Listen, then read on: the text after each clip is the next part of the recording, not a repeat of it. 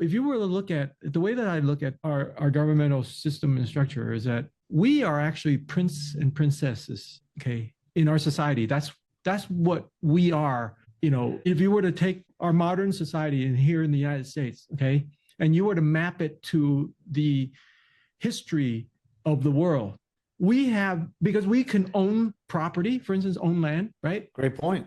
So that means that we were like the barons, because that's the people that, the peasants didn't get to own the land. They just worked the land. They just live on it because, but we get to own the land. Well, in part because it's still not owned because they take it away if we don't pay our taxes. So technically in that regard, we don't own the land, right? Which is why it's very interesting. In Florida, there's a legislation, you've heard about this, right? Where DeSantis, the governor in Florida, is trying to eliminate property tax for people that are Floridians that own land, own property. Their primary residence, they get to own outright without paying taxes on it, which is actually phenomenal if you really think about it, because there's actually something that is the most diabolically corrupt in our system. Okay, here's something. If you don't pay your taxes, get this is what happens. So let's say your house is free and clear, you own it outright, or you inherit it from your parents or grandparents or whatever, and you now have this house, but then let's say there's $50,000 in back taxes that didn't get paid by them or by you. It doesn't even have to be $50,000. It could be $50. Yes, but I'm just saying that they won't foreclose on it unless it's a certain amount. So that's why it's negligible. Not sure about that, but go ahead. Keep going. The point I'm trying to make is that house can get foreclosed. Okay? Absolutely. And you could be evicted. And then you evict it. But here's the thing, that this is where the corruption diabolical in the whole system is, okay? They won't tell you this, okay? And we're going to tell you this because this is inside reality, and we're talking about there are no kings, and Trump is not a king, and we have a dead democracy because the people that are protesting that he's a king have no understanding that this is of what a democracy is. Yeah, what a democracy is. So anyway, here you may hear this for the first time, okay? So let's say that your house gets foreclosed on. Okay. Yeah. And it's $50,000 in back taxes. The house is sold for $300,000. Okay. Well, guess what? There's a $250,000 difference, right, between the tax bill and the house. Right. Guess who gets $250,000? Probably reverts to the state or the. Here's what happens.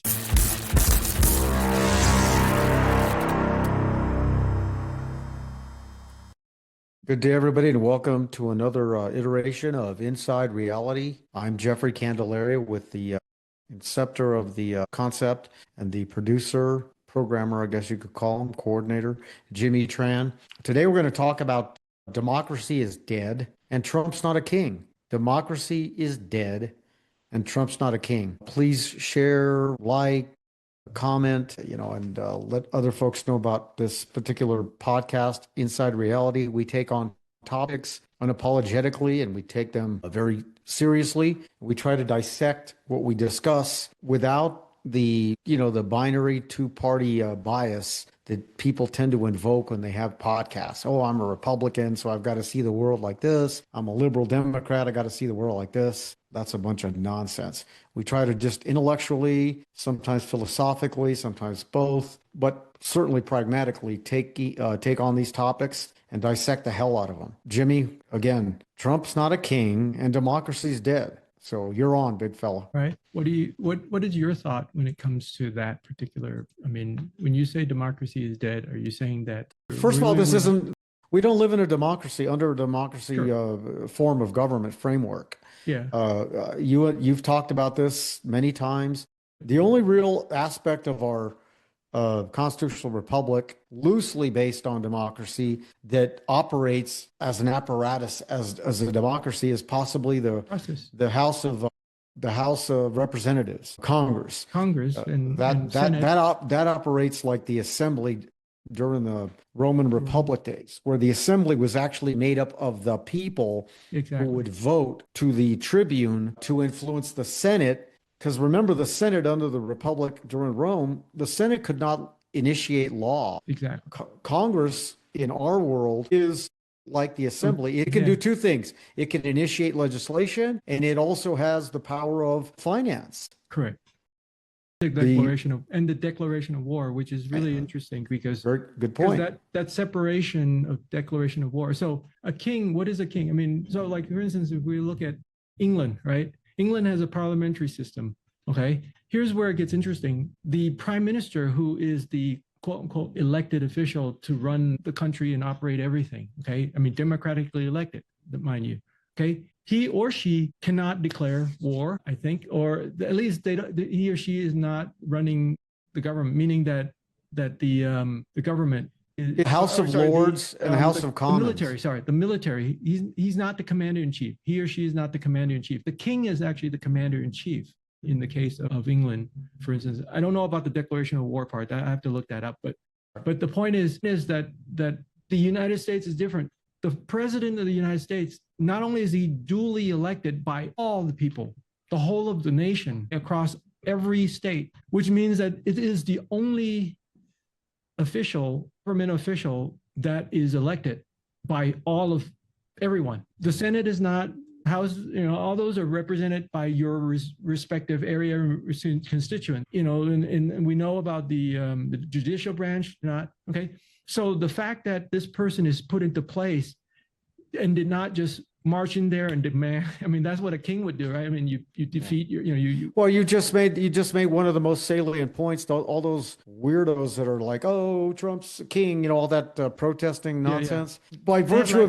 By virtue of what you just discussed, he's not a king because he was elected by the majority of the people. That's it. Well, he did win the popular vote. In this case, that is technically correct. Yeah. But there have been presidents that have lost the popular. His first term, he didn't win the popular vote. Fine. I mean, arguably, but there's reasons for it, and we could talk about that too. We could talk about the Electoral College, but the salient point is millions of Americans voted this person in office. A king is not voted in office. He kills his way in. I mean, for one.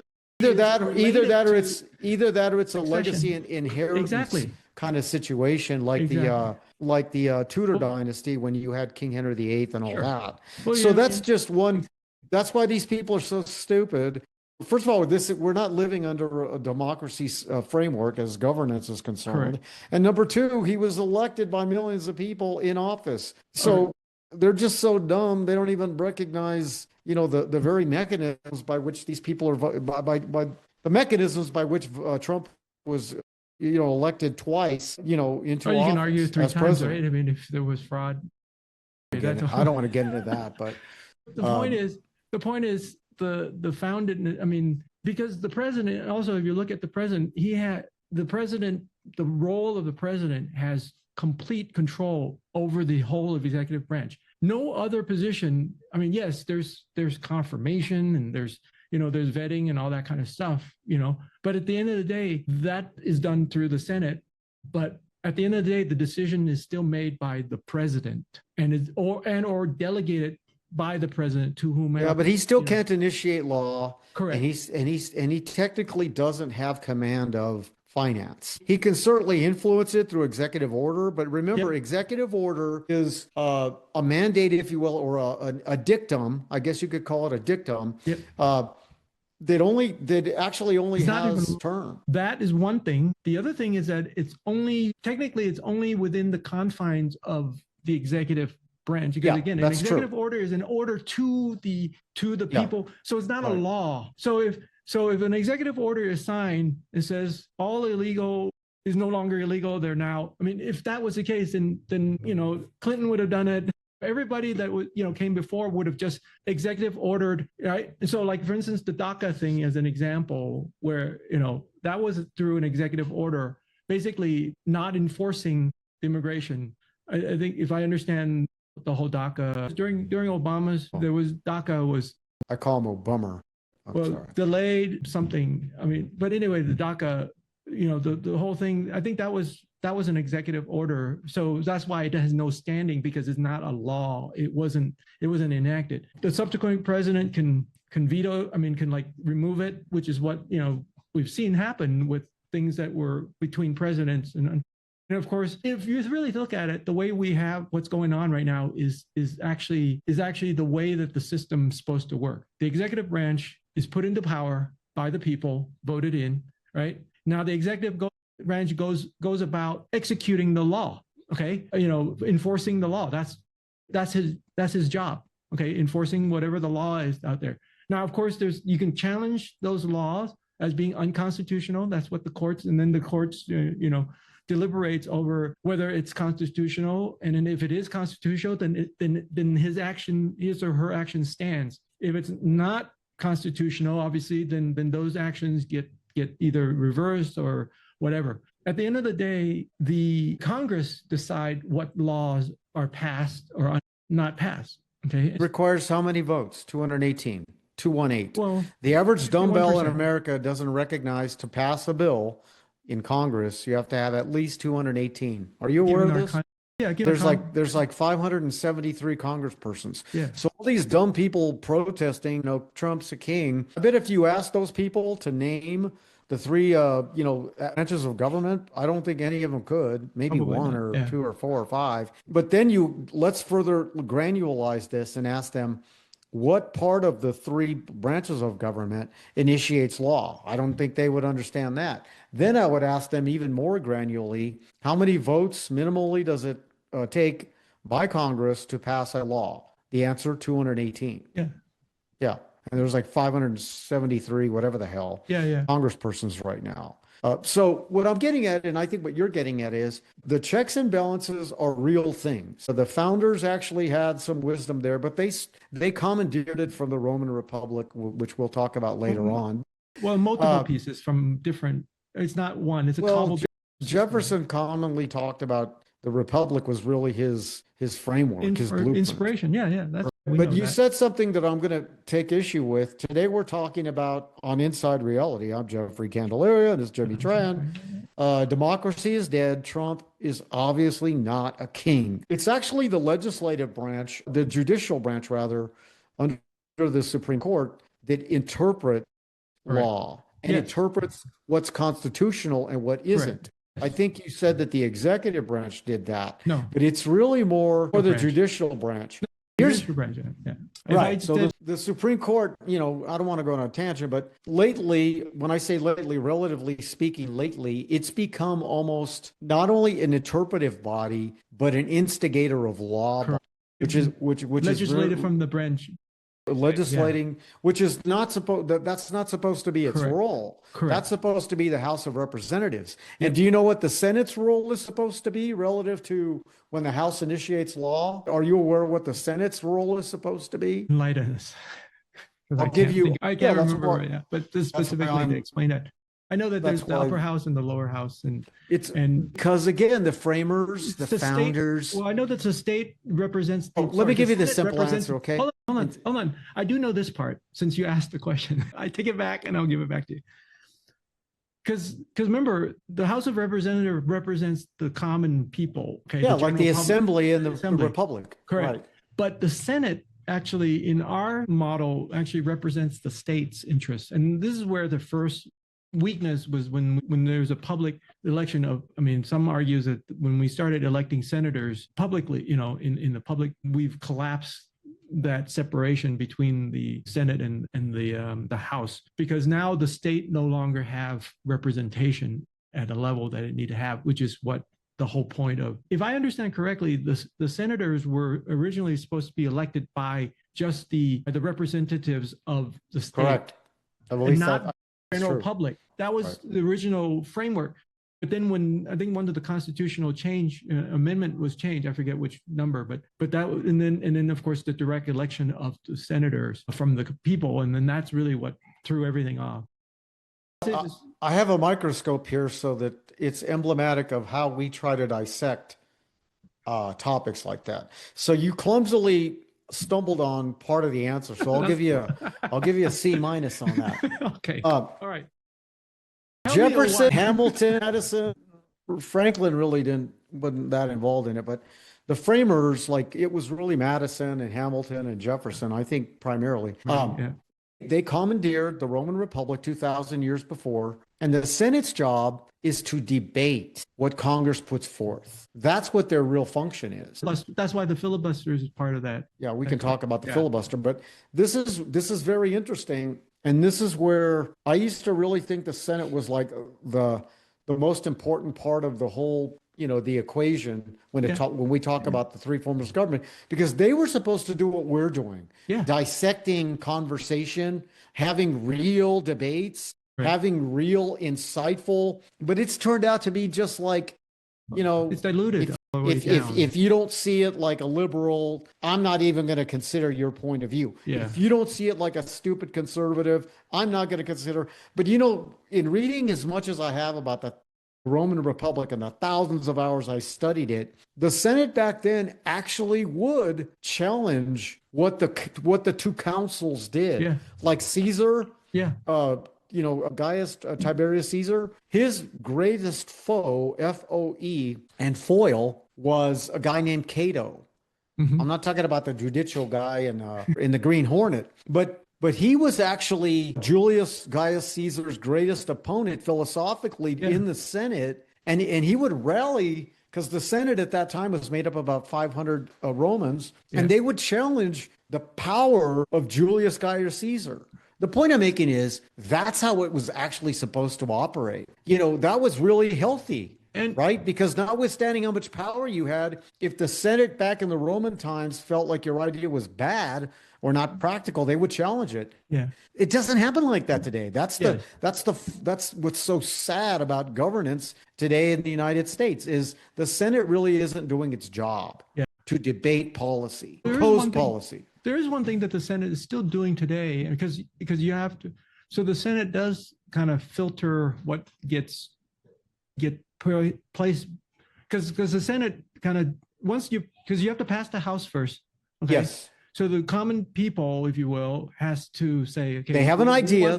We want to be the law. The Senate has to then say we agree to hear it or not. I mean, be placed on the floor. And if that happens, then the Senate would vote on it and deliberate. It's supposed to happen. And then because only after they sign, because you cannot pass, because you pass the House and then you have to pass the Senate before you. So there's two levels of debate, if you will. I mean, on the common side, you could. Well, and then actually the executive before he signs it, because all the presidents have been men. The president usually has made a comment or two about it before they sign it. So there's actually a third level of caveatness, I guess you could say. Or they line item veto, or they can do a pocket veto. I mean, there's all these different ways that the executive can choose to decide whether this will be enacted as law. Again, this is now, we're not talking about natural law. Natural law is a whole other animal, common law. Again, it's a whole other animal. We're talking about constitutional. What then gets enacted as law that becomes part of constitutionality. So really, it's important that you have all of these. These are all the checkpoints, if you will. But unfortunately, when you don't have well-educated legislatures and you don't have educated senators and even educated executives, then you lose a lot of these along the way. And that's what we've seen. And because the power part of it is only one piece of this whole thing. And I think that's really, I think where part of our problem has been is because the power hungriness of those that are in charge, whatever it is. And I'm not talking about the individual per se. I'm talking about the mechanism, like for instance, the system, the system itself. Correct. Because that's the power hungry of that part is driving a lot of this. And so they put their puppets. I mean, that's why we hear these things called puppets. I would submit though, or I do submit, the bigger problem, and I agree with you, that's an enormous problem, but I think even more prodigious, profound problem beyond the greed and the system itself, the machine is broken, right? Is the people, we the people, we're just lack dumb, understanding of this, fat, lazy, ignorant, disinterested in any of this. And I get caught up in that. What's that? Or even having the time. I mean, we're working hours. That's a good point. That's a good point. That's a fair point. Yeah, the economic strain on the average person is such that, by the time they get home or whatever, the last thing they want to study is constitutional law or the way what's the difference between Senate and, the House of Representatives. Again, this is Inside Reality, and today we're talking about, what are we talking about? There is no king, and democracy is dead. Absolutely. Good job. I just elevated your grade to a B minus. All right. Yeah. You're getting good. But it's really sad that you would think, whoever you is, and I think you would agree with this, Jimmy, that before somebody graduates high school, that they should go through a class like this, like what we're even talking about. Well, they do. The question They is, do? I mean, You're telling me that before the average American in Lubbock, Texas, Albuquerque, New Mexico, Montpelier, Vermont, I think that's Vermont, San Jose, California, before that person, they talk about the difference between Senate, between Congress, how many what's the number of congresspersons to pass a bill, the difference between the executive branch, judicial branch. You're telling me this happens? Well, it happened for me, I guess, because I'm a public school product of the public school. All right. And what I've shared with you is what I learned in high school. Some of this, a lot now. You went to high school in Shanghai and very rigorous, very regimented, very disciplined. Yes, exactly. I mean, I love history, and so I paid attention a little bit more, and I studied a good part of it. And a lot of this is just what I learned studying history. Now, I can't say that this was all what was taught to me by my teacher. I did do a lot of outside reading, and a lot of the things that I've learned over the years has been through refining, and the nuances of topics have been through additional study that I did after high school and after not to mention all the edification provided through our exactly. Now you're up to a B plus. So yeah, I mean, like I said, if you look at the structure of the educational system, okay, it's in there really. So really the question is, why isn't it being taught? Or better yet, what is the really being taught, right? That to me is really the bigger question. I think everything. Well, that brings up another great point. Again, we're talking about democracy dead. Trump is obviously not a king. This is Inside Reality. Please share, like, comment. But we talk about things like other people don't, I think. Sure. The other problem is the very machine that's the educational system. I was lucky. I went to private school, so I wasn't subject to the machine. Yeah. It's broken too because the unions have taken over, and it's not about the children, it's not about the students or the pupil, it's about the teachers and the administrators who basically are the lever pullers for these huge unions, that run our public schools. Well, one thing I also want to point out too is that when I was in middle school, I was actually very active in student government. I ran for office, because we had, and so even though. So that was also part of my journey in terms of understanding some of these things, because I and then in high school I had other interests, and so I didn't stay involved in that. But it was always fascinating to me, the whole political process and the whole system and everything. Because again, it was just one of those things. Now you made an interesting point about the education system, and I think that I'm gonna pitch an idea about how we might be able to fix that. Right? I mean, we all understand that there's thing called incentives, and we talk about meritus based system. But if you look at the way that our educational system is set up, there's no incentive for teachers to be good teachers, or even students anymore. Or even students anymore. Exactly. And I thank God I was in a place where I had some good teachers, and I had some that were okay, and others. And so because of that, I had opportunities that I guess I wouldn't have had otherwise. That all aside, I think that we should do is probably the best way to do this is to set up like a trust of some kind, okay? Where the incentive, so a child that goes through, if you're a teacher of this child, okay, and you teach this child, that means that your pay or your retirement, I would say, okay, the funding that comes into your retirement is not this blanket thing. But your retirement is based on that child's performance in their life, not just what they did on their grade in school.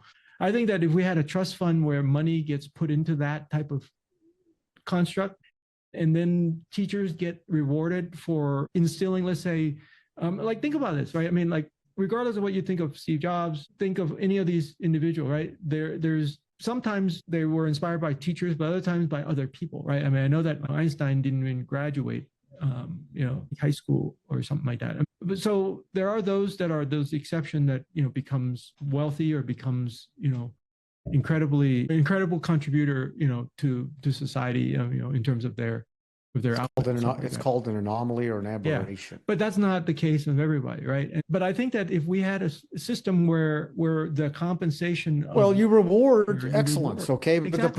the problem with your idea, and I like your idea, but the problem with that is the unions wouldn't support it, the teachers wouldn't support it. There's accountability, of course. But I would the way I would reconfigure your idea is, instead of individualizing the student, it would be my student population over a period of, let's say, 5 years. Sure. If a teacher is a teacher for 5 years, let's say, what was that person's population grade average over that period? That way, I think it's just a more fair overall representation of how the students are doing and how the teachers are doing. And if that teacher is above a C+, then they get a certain bonus. If they're above a B+, they get another bonus. If it's A and above, that to me is a reward based on meritocracy. But I think we've talked about this on other shows. Our country no longer celebrates excellence and merit because it's too damn, fill in the blank, starts with an H, ends with a D. It's too damn hard. Why are you laughing? You just went down to a C+ again. Meritocracy, excellence is hard. And our country has, maybe all great empires do end up becoming soft, gelatinous, lazy, ignorant people. That's what happened partly to the Roman Empire and others. And I just think that's where we're at with our country today. We apexed in World War II, and maybe even a little bit in the 50s. And then we just it's been downhill. Recognize that accountability, responsibility, merit, and excellence is too damn hard. Yeah. And that's why we're just declining. Yeah. I mean, I was laughing. Sorry. Don't laugh in school. Don't laugh in school. No, there are a few teachers that I had that were, some of them were, I even had like one of my math teacher in high school. He's like, you know what? He complimented me on my brilliance and all this and stuff, but I have to fail you because you didn't do your homework or whatever, and that really hurt at the time. Yeah. But that also, got me a little bit more attentive to my homework, as an example, but there is no penalties, there's no consequences. So that's one part that I think is what we failed our children today. Yeah, no consequence. Okay? And so because we fail our children in that way, it carries over into their adult life. Not only has the country changed since I was a little boy, that there's no consequence to the teacher or the student, but if the student fails, let's say the student fails, oh, it's because you're black. Oh, it's because you're Hispanic. Oh, it's because you're a transvestite. Oh, it's because it's never you're a boy or your girl or whatever. It's never anybody's fault. Yeah. There's no accountability that layeth with the educational system, with the principal of the school, the teacher of the school, the student themselves, or the parents. Yeah.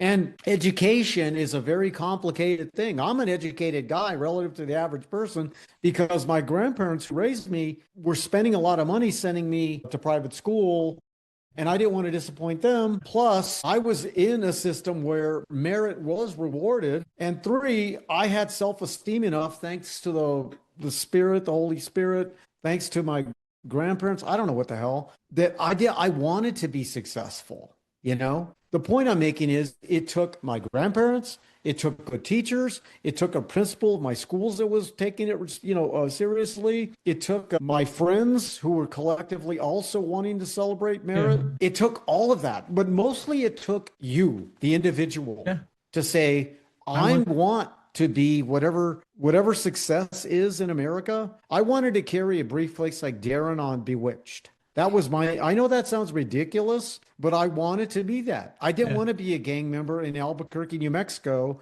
with a tattoo talking like, hey, bro, what are you doing?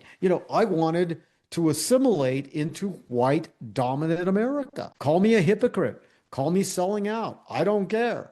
But I have a really good quality of life. relative to the rest of the world, which I earned and which the spirit of the universe also rewarded. But the point is, like you, like me, we recognized merit and excellence and we tried to climb that ladder. Yeah. Right? You're still doing it. I'm basically retired, but I applaud you because you're still climbing that ladder. But it takes what? Accountability, responsibility, hard Discipline. work, and a lot of sacrifice, right, Yeah, Jimmy? exactly. You're up to a B+ again. Okay, good. I'm glad. Now, one thing that you said I think is important, and that is expectation. Okay. You had people that cared about you that Yes. set an expectation that was higher than what you could have attained at that time. Excellent point. And so if you got into trouble, it Excellent. wasn't like you're such an idiot, you're never going to amount to much, whatever, but rather your grandparents set that expectation like, you know what, I know you can do better, you know, and push in that way, lovingly. As hard as it was for my parents, right? They were strict and all that, you know, I appreciate that part of that for me as well. Because, you know, I think that as children, we can easily just kind of go with the easy route or whatever, because it's, you know, it's because it's easy. I mean, that's really what it is. Yeah, right. And you know, you make another really good point. So you're okay. A minus. Maybe you're A minus. All right.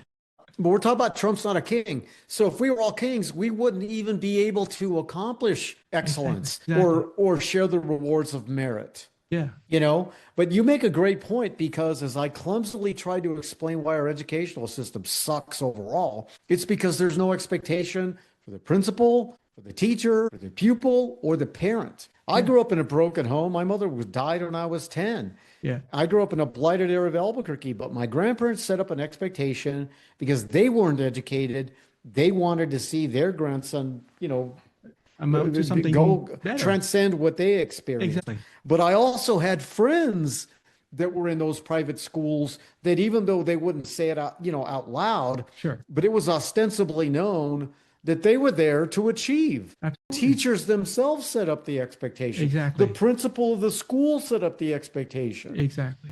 And it was so it was all, there were all these different touch points of expectation. Yep. They weren't all just reliant on the teacher themselves. Yeah. Right. Yep. It wasn't just about the teacher. Hillary Clinton, I can't stand her, but I think it's attributable to her that she said it takes a village to raise a kid. Yeah. And I agree with that. Yeah. Because it took a village. Yeah. It took a village or a community to help raise me to celebrate excellence. Yeah. Notwithstanding how hard it was. Yeah.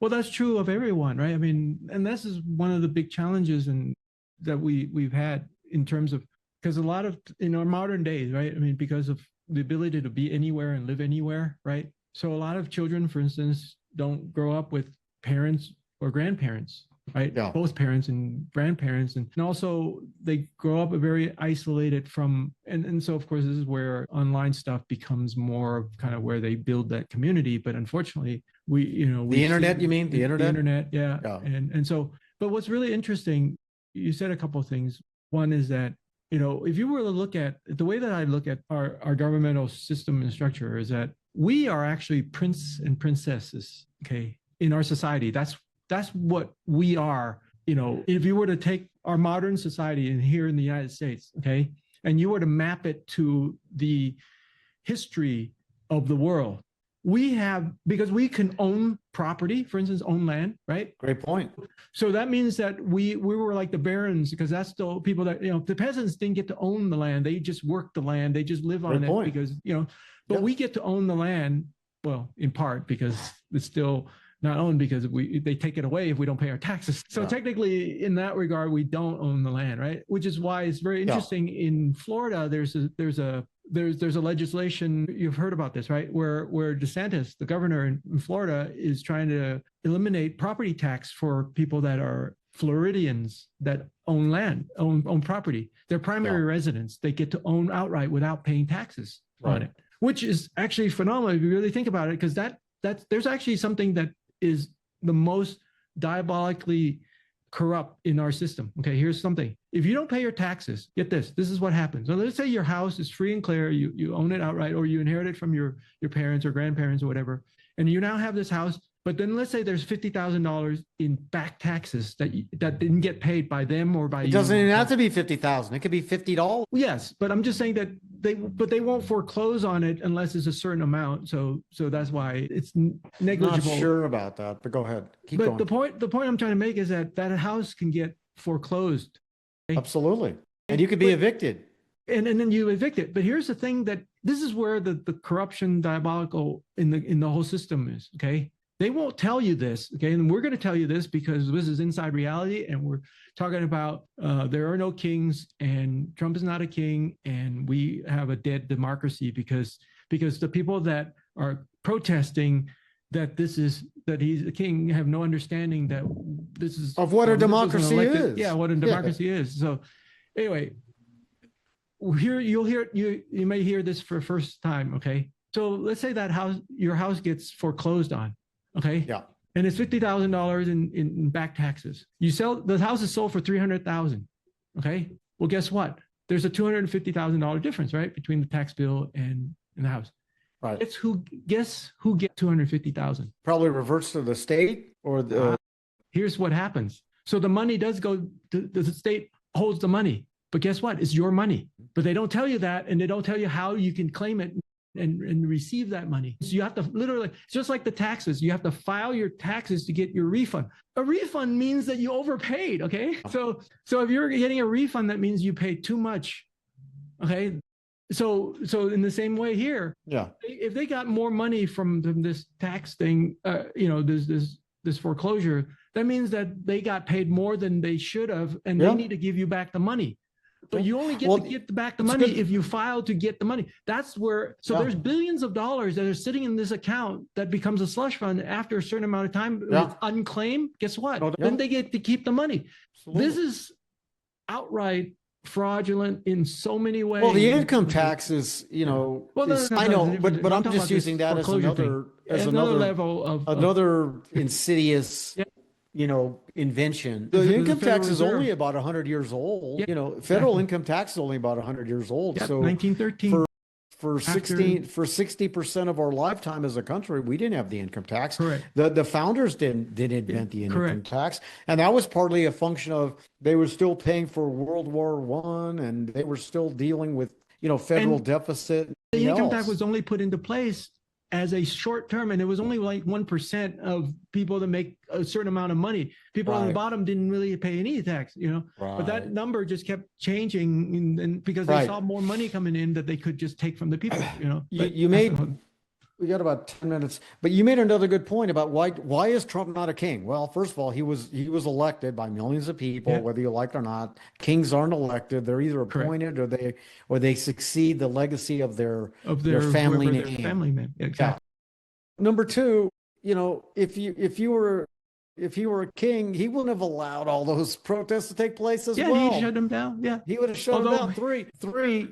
If you, whoever you are, even living on a what's considered a poverty line income, you can still move wherever you want. Correct. Within the confines of the country. If you can afford a small piece of a property, you can own property. So exactly. I mean, all those things are contrary to a monarchy. So there's, to call Trump a king is dumb. Now, is Trump pushing the envelope as far as the executive branch and the authority vested in that position or that branch of government? Absolutely. He's pushing the boundaries there. But even so, he's countered by the Supreme Court or even local judges who have contradicted or repudiated some of his executive, efforts to push the envelope. Yeah, but they don't have standing to do that. But because the Supreme Court is the only but it's still being challenged by the branch. Correct. The judicial branch, one of the three branches. Yeah, because there's another reason why he's not a king. Yeah, he can get vetoed by a level because he can get impeached if he violates, the Constitution. Absolutely. So that's why I say there's a lot of pieces here. Now, is he an authoritarian? Absolutely, because that's what the executive branch. Remember, we did this in the previous episode. Yeah. Okay, the democracy of our government is it's relegated to the legislative branch. That's the only branch of government that's a pure democracy. The House of Representatives, specifically. Specifically, but also the Senate too, in the sense that a little less, but yeah, okay, fine. For the state level stuff, because even the judicial branch is not. I mean, yes, they use democratic process, meaning that they vote, and the majority. Yeah, but they weren't elected by the people. They weren't elected by the people. Indirectly by the Senate, because the Senate elects the Supreme Court. Nope. He's appointed by the president, confirmed, and by right. But really, the Senate makes that determination. The Senate allows or disallows it, but through a majority on that. Yeah. Because you can have 51% of the. But that's another reason why he's not a king, because if he were a king, he would have appointed the Supreme Court. He identifies his nominee, and then it has to go to the Senate. Correct. And the Senate makes that determination. You have, what, 51 votes? 51 vote, yep, exactly. So there's another reason why he's not a king. Yeah. I mean, even all of his advisor had to go through the same process. Absolutely. So cabinet positions. I mean, you can argue that if people are loyal to him or whatever, but that's part of the game. Everybody plays that game. So because the Senate ultimately was elected by the people in those particular states that elected their representative, who is a senator. Again, you can question the decisions that conservatives have made in electing these senators and President Trump, because conservatives basically voted for him with a lot of independents, but it was still through an elective process. Last I checked, you don't elect a king. You don't elect a monarch. So and not only that, here's another level. This stupid concept that he's a king, it's just dumb. And then not only that, but take the next time, right? I mean, a king means that they can stay on for as long as they want. That's another good point. Yeah. He's only got 3 years. And then a king gets to appoint who's the next king. So especially if he just made another good point. Am I at A+? I'm at A+, right? At least. No, not A+. No, not A. Solid A. All right. So to me, what we need to understand first off is that we are the prince and princesses of this country, especially for those that are born here. That's your birthright, which was why you get to be in the position to be a president, meaning that that's why immigrants don't get that, because the immigrants don't get that same level of birthright. That's the one thing that an immigrant that become naturalized do not get. And this is why it gets so crazy with all this immigration stuff, with the chain migration and the anchor baby stuff, is because people don't understand that every time you do that, every time you allow that to happen, you are literally just diluting your birthright. Okay, you're literally pissing on your birthright by allowing that type of behavior. Because think about that for a moment. Because you are a prince or princess of this soil, if you will, right? I mean, legally and constitutionally. The Constitution then gives you, when you get to age 35, that's it. That's the only qualification. You have to be born here, okay, on the American property, and you have to be 35 years old. That's it. To be eligible for presidency. To be a president. Yeah. There's no other qualification. You don't even have to graduate high school. Yeah, that's a good point. You know, something else. That's A+.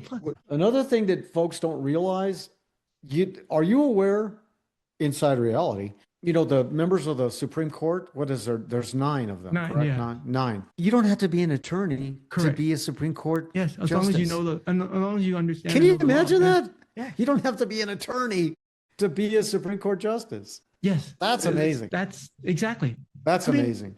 If you look at all of government, okay, when it comes to the elected position, you don't have to be an expert in any discipline. In anything. Yeah.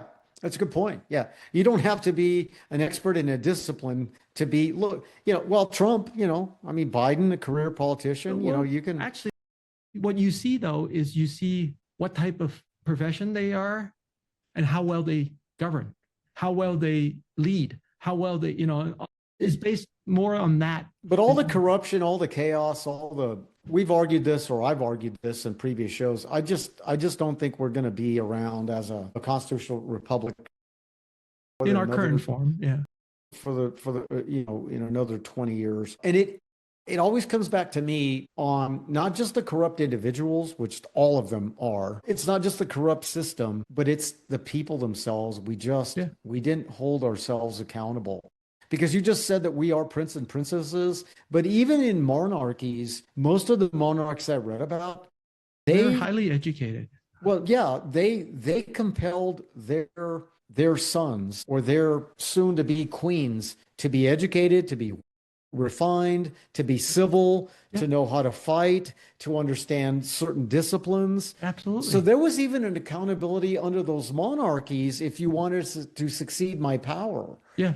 We don't hold our people accountable. I mean, we the people aren't being held accountable. Correct. To be fit physically, to be intellectually fit, to be philosophically fit, to understand a trade. You know, because, we're taught to just like be oppressed. Yeah. Actually, in certain swaths of the 300 million, 330 million people plus the 20 million Biden let in, millions of those swaths of populations are taught, learn how to be oppressed, learn how to be a victim, and learn how to whine. Yeah. And learn how to be distracted and learn not to be fit, FIT physically. Yeah. You agree with that? Yeah, no, that's exactly. All right, you're A plus. You're an A plus. There's a all quote, right. Got about 2 minutes. There's a quote. I don't remember who said it. We said it before. Nixon used to do this. Hard times brings about strong people. Strong men. Strong men brings good times. Good times make weak men, and weak men make hard time. And absolutely. Cycles start. And that's the cycle. And so we're now in that stage where we had some good times because we had weak men. And now we have soft people, and soft people are going to make hard times again. Yep. We're entering into that hard time, and we've experienced that in many ways. On Inside Reality, folks.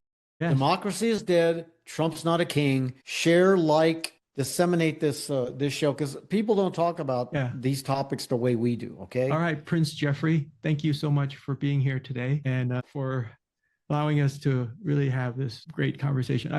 I love it when somebody that I can have these type of conversation, because this is what that's why you incepted the show. Yeah. After I inspired you to do so. All right, man. All right. Peace, love. We'll talk to you soon. Great show. Yeah. See you later. Later. All right. You want to record a quick promo reel? Yeah, we could do that. But that was good. That was lively. Yeah, it was really interesting. It was. And the way that you and I the way I like, hey, you got an A minus. That's kind of fun too, Cause yeah, that's fine. Because there are people that are like, that Jeffrey's such a dick. I don't care. Well, are a little hard at times, I am. Yeah, that's how I am. It takes a moment to kind of get used to that. If I didn't know that you love me, I would take it differently. Dude, man, like I told today, I was playing this guy pickleball, and I told him something. I said, hey, I don't say things I don't mean, and I look you right in the face when I say it. Okay, like with you, I wouldn't spend all this fucking time doing this shit if I didn't think you were, insightful, interesting, charming in your own way. Yeah, I wouldn't do it. All right, let's do a recording. Just a promo reel so that I can use it as okay. So that I can do some. I think I know what you're trying to accomplish. Yeah. Okay. Because we're trying to get more viewers and so forth. So good day, everybody. I'm Jeffrey Candelaria. This is Jimmy Tran. Watch, listen, attend to Inside Reality. We talk about, is Trump a king? Is democracy dead? Are we the people lazy, fat, and ignorant? We talk about. We ended up in the Civil War. How did we end up in the Civil War? We talk about these controversial topics, inflammatory topics, but we take them on head on with a sense of civility, a sense of pragmatism, a sense of enlightenment, and a sense of intelligence. And some humor occasionally. So Jimmy, Inside Reality with Jeffrey Candelaria and the producer and the inceptor, Mr. Jimmy Tran. Watch, attend, listen, like, share, Inside Reality. Okay. I mean, it wasn't bad. Let's try it again. Less platitudes. Inside Reality. Why don't we do this? Do this.